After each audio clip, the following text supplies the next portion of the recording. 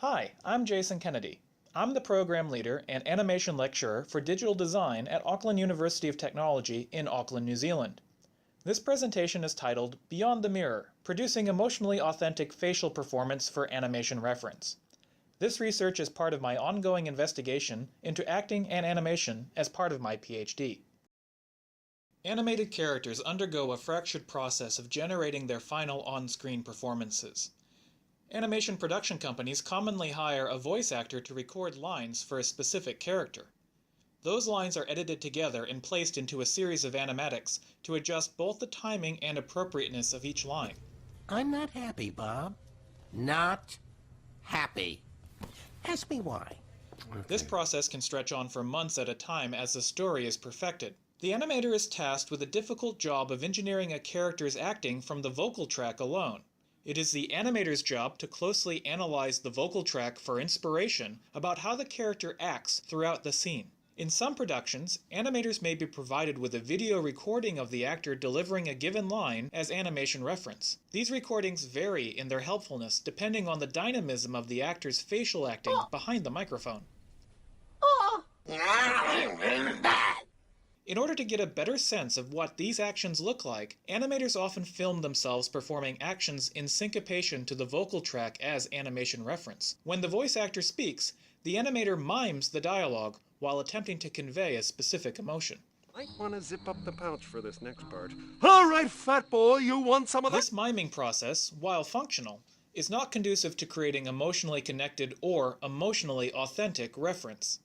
My hypothesis is that by improving the quality of acting in animation reference, animators will be able to work from a more emotionally authentic source, and in turn, produce acting in 3D animation that is just as robust as film acting. Okay.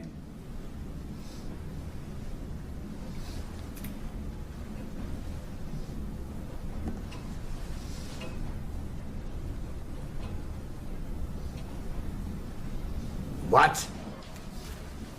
There's nothing I enjoy more than a good glass of cold beer. Am I supposed to give that up for, like, tea or something? No, can't do that. Most animators are not trained actors. When creating animation reference, animators are mostly concerned with achieving a particular look for their characters. Commonly, animators produce hammy performances that rely on obvious or cliched acting choices that lack believable emotional depth. This results in the animator to try to put on the look of an emotion, rather than actually experiencing the emotion while creating the reference. Instead of trying to teach animators how to act, I started this research by working with established actors who could bring their craft into the animated medium via motion capture. Over the course of 3 sessions, 2 actors who had previously never worked with motion capture were introduced to the technology. These actors explored ways to adapt their normal acting process to accommodate working with motion capture accoutrements, as well as describing the effect that the motion capture suits had on their acting experience. In a previous paper, I suggest a method based on empathy to gauge good versus bad performance for animation reference. Ed Hooks, a leading expert on acting for animators, states that an essential acting principle is to evoke empathy with an audience. Empathy is the ability of an audience to identify with the moment-by-moment feelings of a character. Empathy results when an actor's performance is both emotionally connected and emotionally authentic. An emotionally connected performance occurs when each action is motivated by an emotion. That is, when an actor uses emotions to pursue an objective within the story, and when those emotions are reactions to a preceding event or stimulus within the story, then the performance qualifies as emotionally connected. If the audience believes that the actor or character feels specific emotions and they are able to empathize with the character, then the performance qualifies as both genuine and emotionally authentic. In this study, each actor's motion capture performance was recorded at the Auckland University of Technology Motion Capture Lab. The mocap system consists of 25 motion analysis Raptor 4 cameras with a 6 meter by 6 meter by 3 meter capture volume.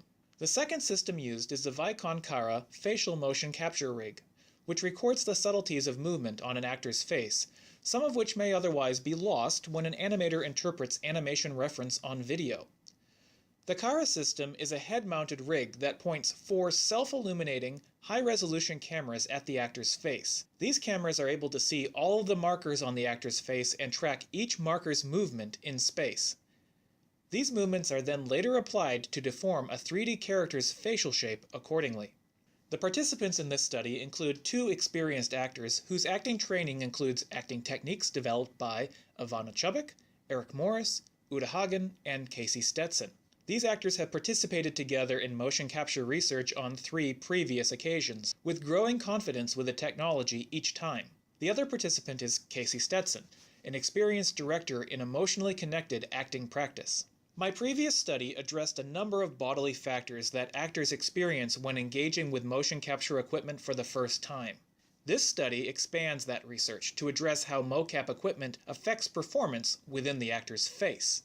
In the initial study, the actors reported being very aware of the limitations of the mocap suits, which led to artificiality in their performances and a loss of compassionate actions, things like embraces, hugs, and strokes. After 30 to 60 minutes of work, the actors better understood the limitations of the suits, which freed up their performances to become more natural, which provided greater emotional authenticity. In this study, the same actors were able to engage in emotionally authentic work and fully compassionate actions right away. This suggests that working with actors who are already experienced in mocap speeds up the time it takes to get to capturing quality, emotionally connected acting reference. 2 hours were allocated for the actors to get fitted into the mocap suits, as well as fitting the Kara rig to one actor. However, this process took 3 hours to complete. Part of this slowdown was due to the care the student technicians took when applying the markers to the actor's face. The actors acknowledged that the technicians should simply concentrate on the task they needed to complete without concern for actors' comfort. This would speed up the setup process and allow actors to remain more physically loosened up. The quality of the performance in the first take could improve if the actors are permitted to rehearse the scene in the mocap gear prior to the system being calibrated or set up. This way the actors can learn what actions they can and cannot achieve without worrying about messing up the equipment during a take. The director's main concern about this process was how to achieve a fluid transition from the actors being fitted into the mocap gear to having all of the technology set up and calibrated to creating emotional preparation. Specifically, due to the volatile nature of some of the craft-in exercises, there was concern about whether the degree of paroxysm normally experienced in such exercises would cause the tracking markers to become unstuck, or the cameras to be jarred and require recalibration. The actors found that they were still able to participate in these exercises, but had to temper them.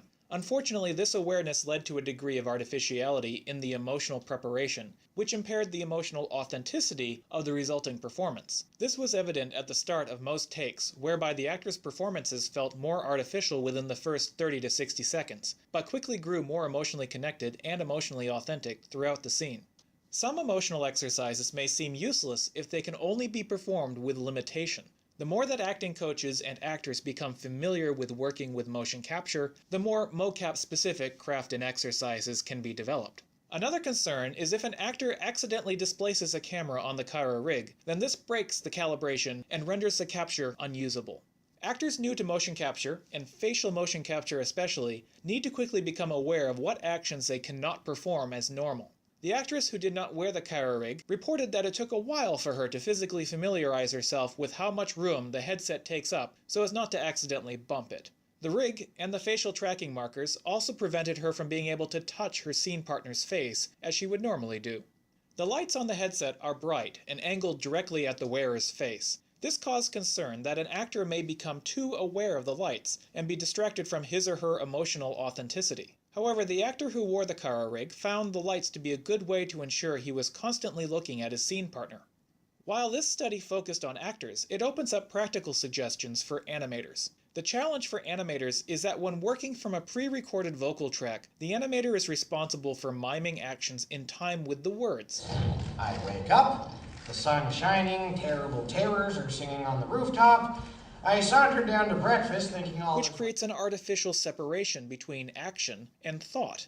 This has been the status quo for animation for decades, and there is room for improvement. I offer 2 suggestions. First, when acting out reference from the vocal track, the animator does not necessarily need to follow the timing of the vocal track perfectly. That is, the animator can free up his or her acting timing so long as it loosely adheres to the track length. This can allow the animator a more emotionally connected approach to acting.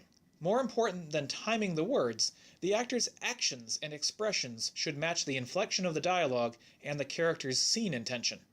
Second, a better approach to voice acting would be if the voice actors created their own motion capture or full-body video reference while performing their lines.